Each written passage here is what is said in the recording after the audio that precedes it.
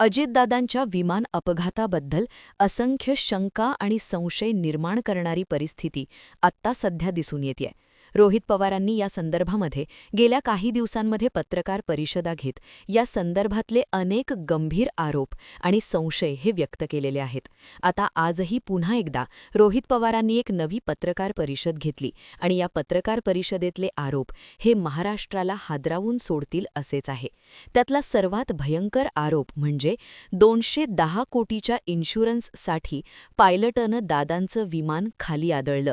रोहित पवार आजच्या आपल्या या पत्रकार परिषदेमध्ये नेमकं काय म्हणाले, त्यांनी काय काय मुद्दे हे आजच्या या पत्रकार परिषदेमध्ये मांडलेले आहेत, या संदर्भात त्यांच्याकडे असणारे डिटेल्स नेमके काय आहेत आणि रोहित पवारांच्या या पत्रकार परिषदांना समजून घेऊन त्यानंतर उपमुख्यमंत्री सुनेत्रा पवार यांनी घेतलेलं एक सर्वात मोठं आणि गंभीर पाऊल हे अजितदादांच्या अपघाताबद्दलचं नेमकं काय आहे, याच संदर्भामध्ये आज आपण माहिती घेणार आहोत. लगेच व्हिडिओला सुरुवात करूया. एक महत्त्वाची आठवण, तुम्ही जर अजूनही आमचं चॅनल सबस्क्राईब केलं नसेल तर ते जरूर करा. आपल्याला सर्वांना माहिती आहे की अजित पवारांच्या विमान अपघाताच्या चौकशीबाबत आमदार रोहित पवारांनी आज पुन्हा एकदा एक नवी पत्रकार परिषद घेऊन अनेक गंभीर आरोप केलेत. हा आरोप म्हणजे ज्या आरोपाबद्दल आज आपण बोलणार आहोत तो आरोप जो गंभीर आहे किंवा जो अत्यंत हादरवणारा आहे तो असा की अजितदादांच्या विमानाचा अपघात हा पायलटचा वापर करून रचलेला घातपात असल्याची दाट शक्यता आहे. आजच्या पत्रकार परिषदेमध्ये रोहित पवार नेमकं काय म्हणाले ते सांगण्याआधी एक सांगते की रोहित पवारांनी गेल्या काही दिवसांमध्ये हे जे काही आरोप किंवा संशय व्यक्त केलेत त्यानंतर आता खुद्द सुनेत्रा पवारांनी सुद्धा या संदर्भात एक अत्यंत महत्त्वाचं पाऊल उचललेलं आहे, एक अत्यंत गंभीर पाऊल उचलले आणि रोहित पवारांच्या या आरोपांना बळकटी देणारं असं सुनेत्राताईंचं हे पाऊल आहे. हे नेमकं काय आहे, सुनेत्रा पवारांनी असं काय केलं ज्याच्याबद्दल मी म्हणते ते मी पुढे सांगते. आता आजच्या पत्रकार परिषदेमध्ये रोहित पवार नेमकं काय म्हणाले ते पहिलं जाणून घेतोय आपण. तर रोहित पवार म्हणतात की या विमानाची किंमत किती होती. जर आज ते विमान असतं आणि आज ते विमान विकण्याची वेळ आली असती तर त्या विमानाची ॲक्च्युअल किंमत होती 35 कोटी रुपये. पण ज्या पद्धतीचं त्या विमानाचं इंजिनची क्वालिटी होती किंवा काही आकडे आणि पॅरामीटर्स जर आपण पाहिले तर ते विमान आज साधारणतः 10 ते 15 कोटीलाच जास्तीत जास्त विकलं गेलं असतं. इतकी त्या विमानाची वाईट परिस्थिती होती असं रोहित पवार सांगतात.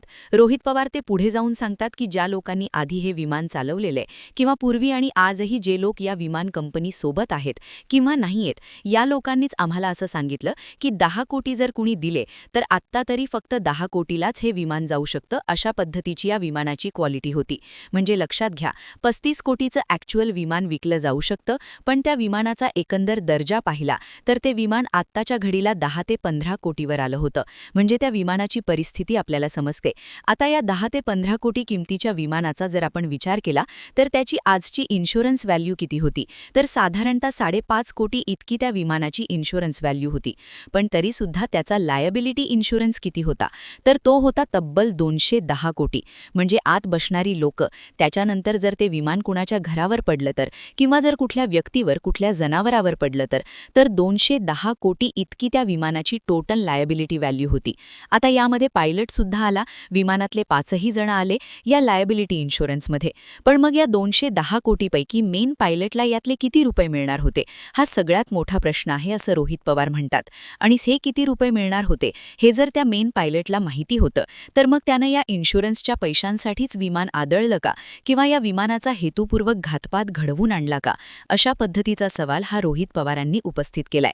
म्हणजे या लायबिलिटी इन्शुरन्समध्ये आपल्याला मिळणाऱ्या पैशांसाठी पायलटानं अजितदादांच्या विमानाचा घातपात घडवून आणला, अशा पद्धतीचा एक खळबळजनक आरोप हा रोहित पवारांनी केलेला आहे. आता इतकंच नव्हे तर याशिवायही काही आरोप रोहित पवारांनी या पत्रकार परिषदेमध्ये केलेत. ते कोणते, तर रोहित पवार असं म्हणतात की उपमुख्यमंत्री अजित पवारांच्या विमान घातपाताच्या दिवशी बारामतीमध्ये दृश्यमानता अर्थात व्हिजिबिलिटी ही कमी असताना सुद्धा कॅप्टन सुमित कुमार यानं विमान माघारी न फिरवता ते खाली उतरवलं. त्यानं विमानाचा स्फोट करण्यासाठीच विमान मुद्दाम खाली आदळलं असं रोहित पवार म्हणतात. रोहित पवार म्हणतात की मुंबईवरून बारामतीला जाण्यासाठी फार इंधनाची गरज नव्हती, तरीही अजितदादांच्या विमानाच्या पंखातील इंधनाच्या टाक्या या पूर्णपणे भरण्यात आल्या. हे विमान हे बारामतीवरून हैदराबादला जाणारच होतं, त्यामुळे तिथे सुद्धा विमानामध्ये पुन्हा इंधन भरता आलं असतं. मात्र हे विमान सुरतवरून मुंबईला येत असतानाच त्याच्या इंधन टाक्या या पूर्णपणे भरल्या होत्या. या विमानामध्ये अपघाताच्या वेळी 3000 ते 3500 लिटर इतकं इंधन होतं. एवढंच नव्हे तर विमानाच्या टॉयलेटजवळ इंधनाचे अतिरिक्त कॅन ठेवण्यात आले होते. या सगळ्यामध्ये पायलटचा वापर करून अजितदादांच्या विमानाचा अपघात घडवण्यात आला असं आम्हाला वाटतं, असं रोहित पवारांनी सांगितलं. विमानामध्ये जास्त इंधन असेल तर मोठा स्फोट होईल, हा आमचा संशय खरा ठरताना दिसतोय, असंही रोहित पवार म्हणतात. बारामतीच्या धावपट्टीवर उतरण्यासाठी दृश्यमानता कमी असून सुद्धा पायलट सुमित कुमारनं माघारी न फिरता एक गिरकी घेऊन विमान खाली उतरवलं. किंबहुना त्यानं विमान ते मुद्दामून खाली आदळलं आणि स्फोट घडवून आणला आणि यामध्ये अपघात झाला, असं त्यांनी म्हटलेलं आहे. या पुढचा मुद्दा आहे तो विमानाच्या लँडिंग संदर्भातला. विमानाच्या लँडिंगसाठी 5000 इतकी दृश्यमानता आवश्यक असते. मात्र बारामतीमध्ये त्यावेळी फक्त 3500-3000 इतकी दृश्यमानता होती. मुळामध्ये मुंबईतून उड्डाण करतानाच दृश्यमानता कमी होती. तरीसुद्धा विमानाच्या उड्डाणासाठी परवानगी कशी काय देण्यात आली?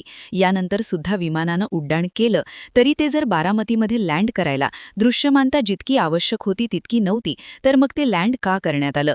त्यामुळे या अपघाताबाबत घातपात असण्याचीच शक्यता किंवा संशय अधिक वाटतो, असं रोहित पवारांनी मुद्दा मांडलेला आहे.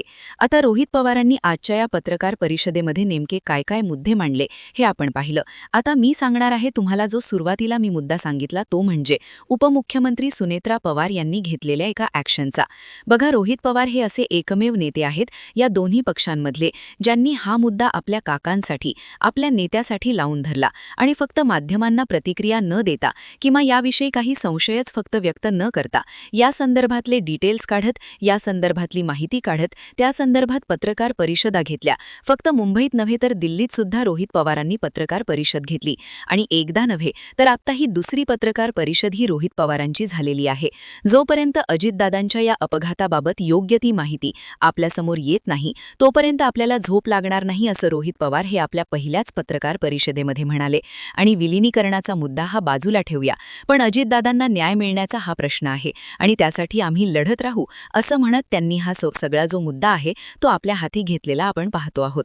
आता रोहित पवारांनी हे जे काही आरोप हे सातत्यानं आत्तापर्यंत मांडलेत आणि जे काही संशय आत्तापर्यंत व्यक्त केलेत त्या संशयांना आता कुठेतरी बळकटी देण्याचं एक पाऊल हे सुनेत्रा पवारांनी उचललेलं पाहायला मिळतं.